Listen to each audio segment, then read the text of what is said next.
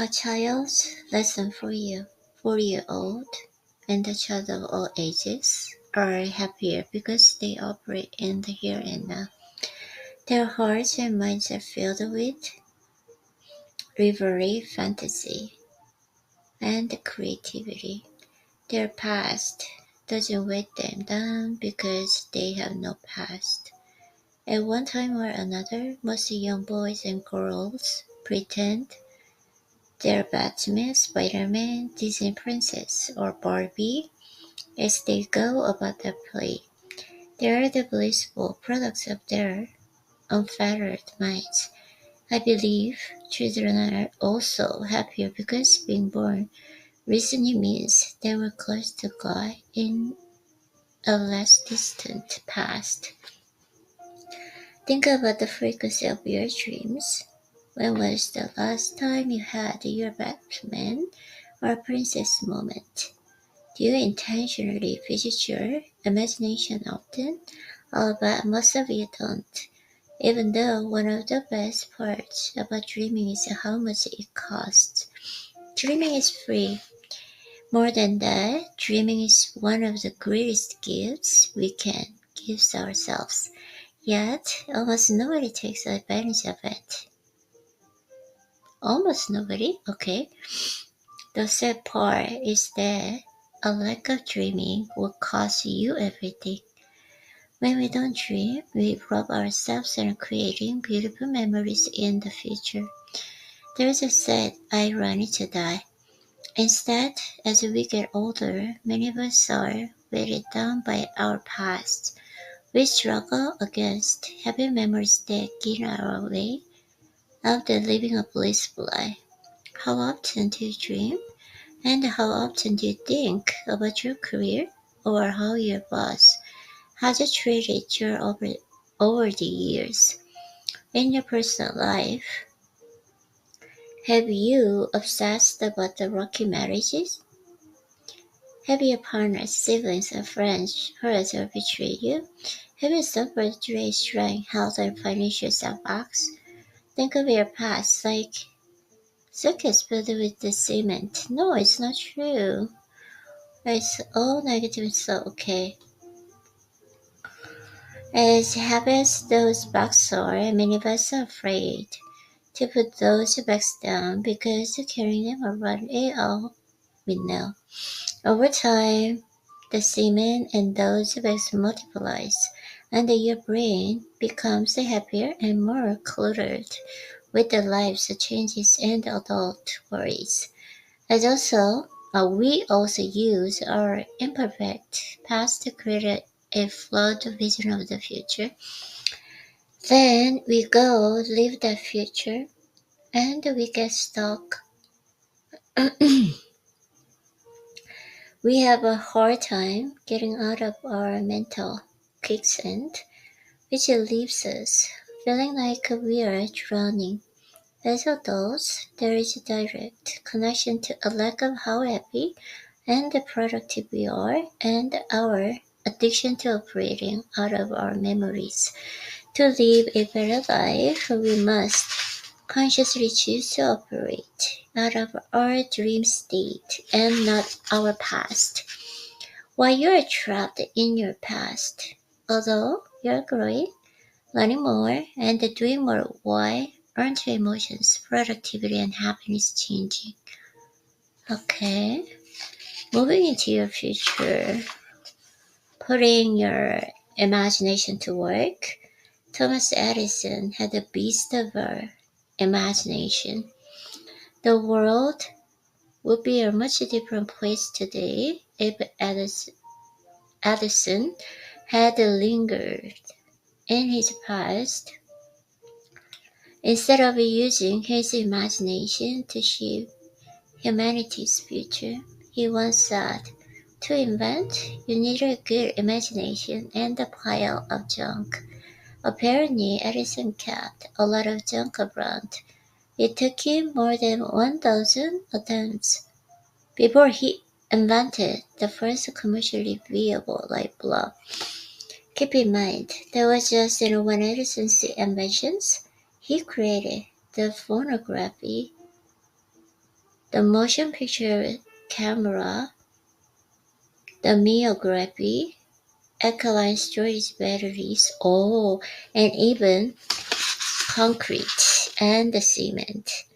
In all, Edison was credited with 1,093 US patents in his lifetime.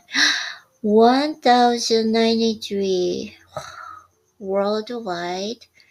He is credited with 2,232 patents. Yes, those are records. Edison was a pretty good businessman as well. He amassed $200 million of wealth in today's dollars during his lifetime. Do you think he got there being bounded by the failures of his past experiments? Not a chance. Edison is also credited with saying, I have not failed. I've just found 10,000 ways that won't work. The world would be a much darker place, literally, if he had failed. Dreams are the product of your imagination at work. Imagining is therapy. It's healthy. So one of the best ways to be good to yourself is to put your imagination to work. Many people think of dreams as unconscious thoughts your brain manufactures when you're asleep. But the kinds of dreams I'm talking about are your lucid dreams.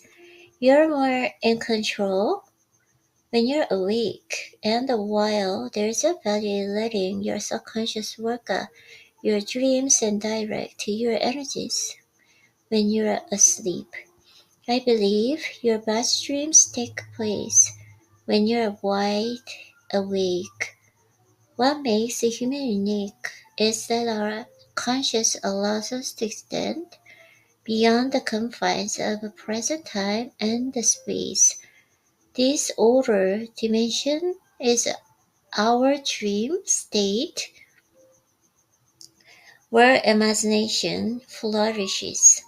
That dimension is both wildly exciting and infuriatingly inexact.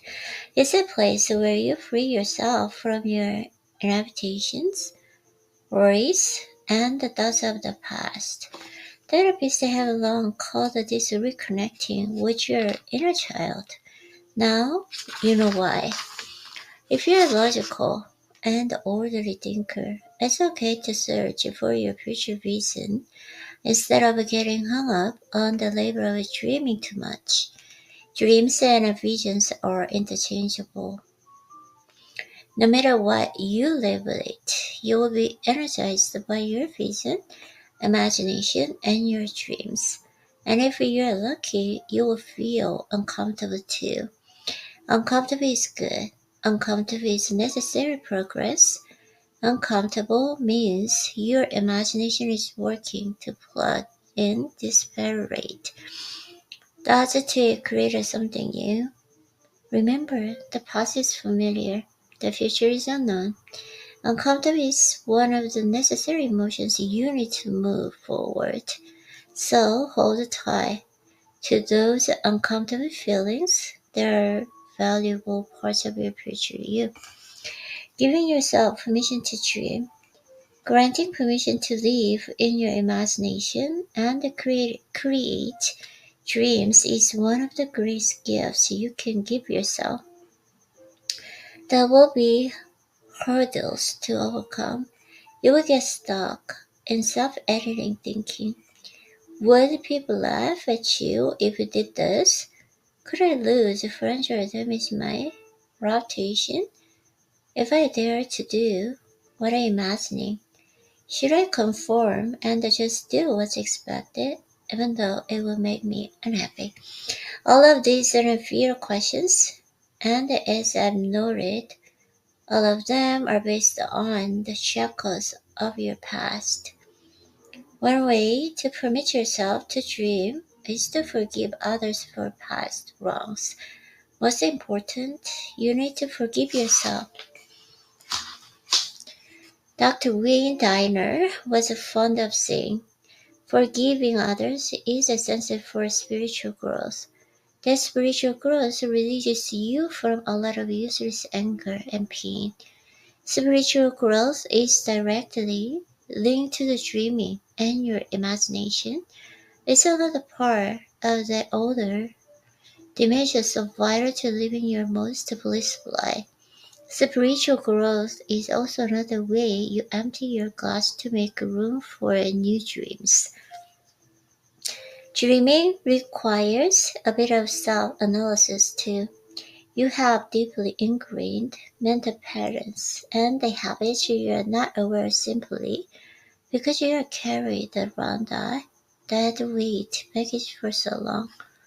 Okay, you get the idea. The list of mental boulders in blocking your path is endless. Okay, all they do is make you sad, stressed, depressed, and filled with anxiety.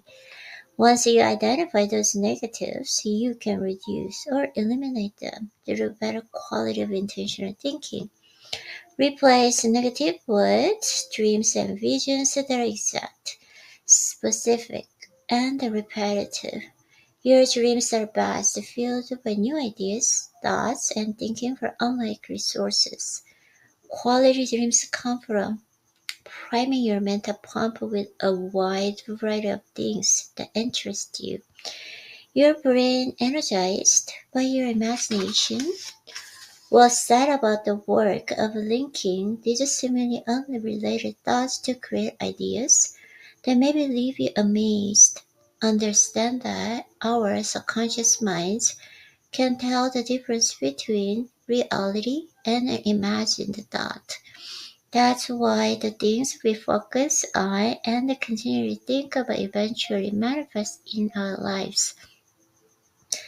Just as imaginative thinking is not a linear, so too is the timeline when your brain creates new dreams for your consciousness. Ever wake up in the middle of the night with the answer to a problem that's been vexing you for weeks? Have you been jolted with a solution to thorny problem where you're at your kid's baseball game while you're walking through the Home Depot or taking a morning shower? Your imagination has no concept of night and day. No brain cells. A wall dispense ideas and the solutions during a staff meeting at 11 a.m. every morning. It comes when it comes. Pay attention when it does. Then take steps to record or remember your thoughts. Your subconscious has worked hard on your behavior, and it would be downright rude to let those inner thoughts slip away. Dreaming and doing. The power of one more is about thinking and doing. Up until now, we've talked a lot about the thinking part of the dreaming. It is also critical to put your dreams into actions that will push you toward your goals. In a baseball game, you can be both in first and second bases simultaneously. Likewise, in life, you can't live in two places at one time. To steal second base, you must take your foot up first. Guided by your dreams, take your lead up first and make a break for the next destination in your life.